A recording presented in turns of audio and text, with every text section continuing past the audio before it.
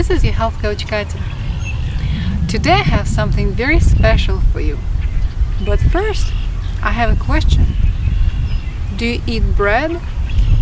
Today bread has become a very controversial subject because of its high gluten content. Many people can't digest bread very well and they might be sensitive to gluten or just gluten tolerant. If you still eat bread, I would like to show you how real bread is made. Two of my best friends, Liam and Valentina, prepare bread in a very unique way. They don't use yeast, they use a special fermentation process, and in the process of making bread they use real fire. This is an amazing process to observe, and I would like to invite you to see what it's like to make real bread today. Enjoy! What I've done so far is to prepare the sourdough. It's a type of fully fermented dough, and I started it last night with introducing a small portion of the culture, and this culture that we brought with us when we moved here from Ukraine. We've kept it going, and so to that I added flour and water, and let it grow, and then this morning I added more flour and water to expand it, and now I have the quantity that will serve to make the naan, and I have about 2 kilos, I believe. Yes, I have 2 kilos of dough here, and so that's enough to make about 10 pieces of naan, about 200 grams each. So what I'll do now, I have to work the dough a bit, and I'll have to add some more flour to it to get it the right consistency, and I will add a little bit of salt, sea salt from Trapani, Sicilia, and a little tiny bit of red peppers.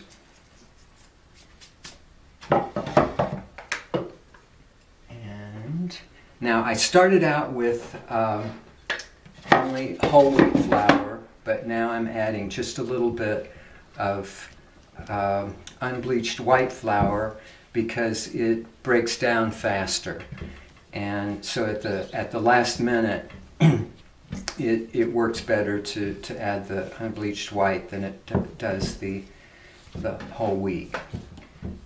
The whole wheat takes longer to ferment, and the fermentation process is very important for reducing the gluten levels and the phytic acid levels in the bread. And phytic acid is contained more in the bran,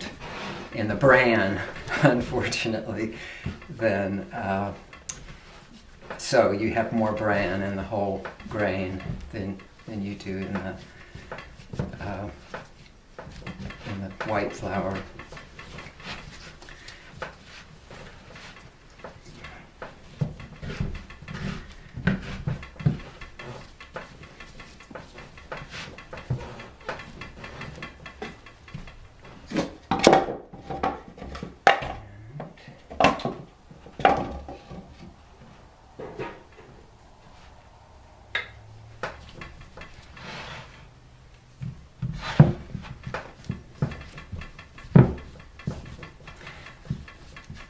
So with our flour bread, as we call it in general, we usually make 4 different types of bread. We make rye, which is similar more to the Eastern European style of rye than you usually find in America. But then we make 3 different types of wheat bread. We make whole wheat with herbs and peppers. And we make vegetable bread with about 10 different vegetables, either sauteed or baked in the oven, and then rolled up in the sourdough. And then we make a sweet bread that's has fruit and or poppy seeds, and we sweeten it with local sorghum. But just recently, I started making the naan, and it's basically a whole wheat dough with just a little bit of white flour in it. Okay, now I've got it about the consistency that I need, that I can start working the individual pieces.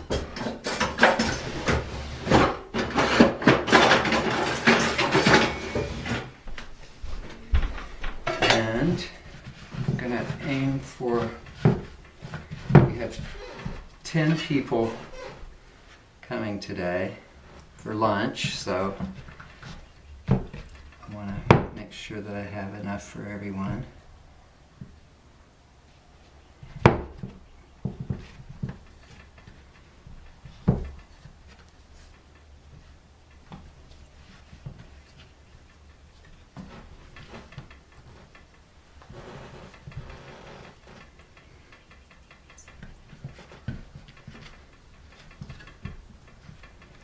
And it usually works out for the naan about 200 or 250 grams for each piece. And now, again, the only bread we make is a fermented dough, or a type authentic sourdough. And so even the naan is usually made without any leavening whatsoever. But as far as I know, we're the only ones that make naan in this way, with the sourdough culture in it. And I think it's always better. The health benefits of using the fermented dough are far superior to that of yeast bread, or even bread that has no leavening in it at all, because the fermentation process itself breaks down the grain and makes it much more digestible, and it becomes a probiotic. It's very healthy for you.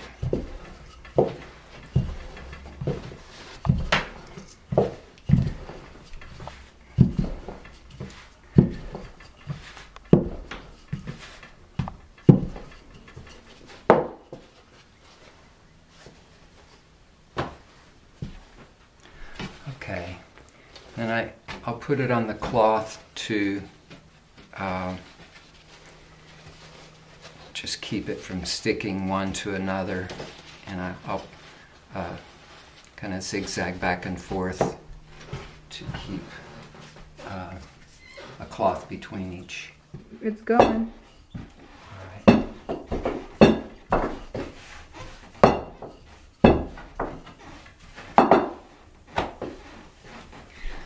Okay, so we have 10 or 11 pieces, and now we'll take them into the fire. All right, here we are at the fireplace, which we've got a fire with black walnut. It's very good wood. It's a dense wood. It burns very, very hot. And so it's a little bit too hot, and so I'm spreading it out just a little bit to cool it down. And now ready to put the first piece on. Just slap it up there, right over the flames. And then we'll wait and it'll start puffing up. And that's how you know that it's getting done. And then we'll flip it over and cook on the other side.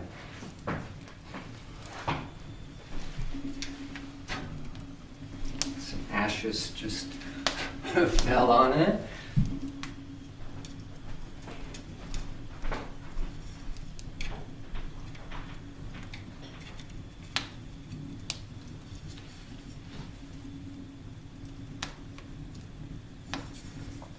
You can see right there it's just starting to puff up a little bit. The fire's a little hotter in the back than it is in the front. Let's see if I can move this a little bit forward without smoke coming out into the room. All right. Flip it over.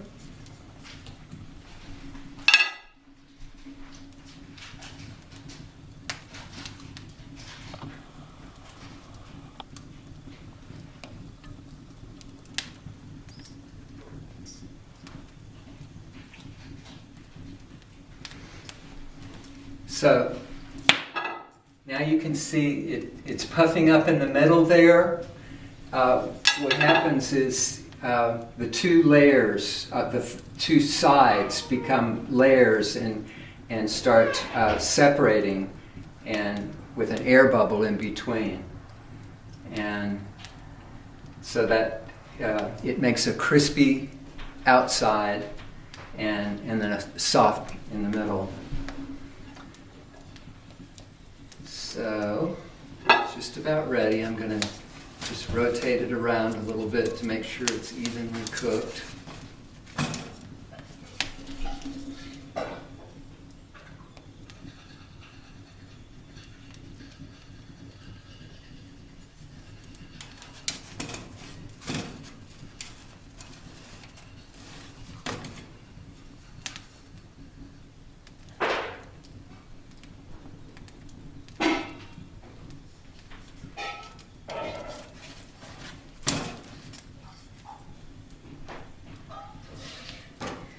It's good to keep the naan moving.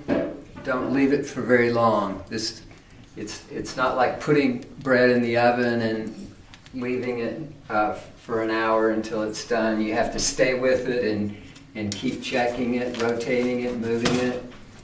And I think it's done. Well, I like it to have a little bit more color. We'll let it brown up just a little bit more on this side.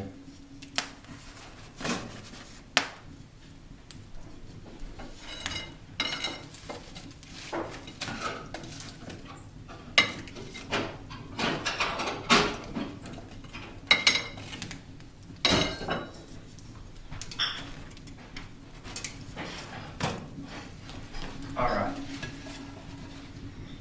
So I'll go ahead and put another one on. And now, Valentina, porta l'olio extravergine. So I'm just putting some herbs. There's rosemary, basil, red hot peppers, and sea salt. And then we'll smother it with good extra virgin olive oil from Italy. Olio sincero. Aspetta. Sincero? Okay. Si capisce, no? Olio sincero. Mm-hmm. Okay. All right. Would you like a taste, Valentina? Oh yeah.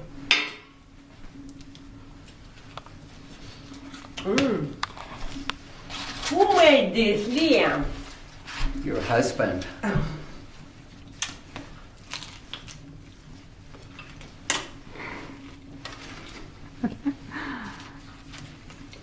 Bad.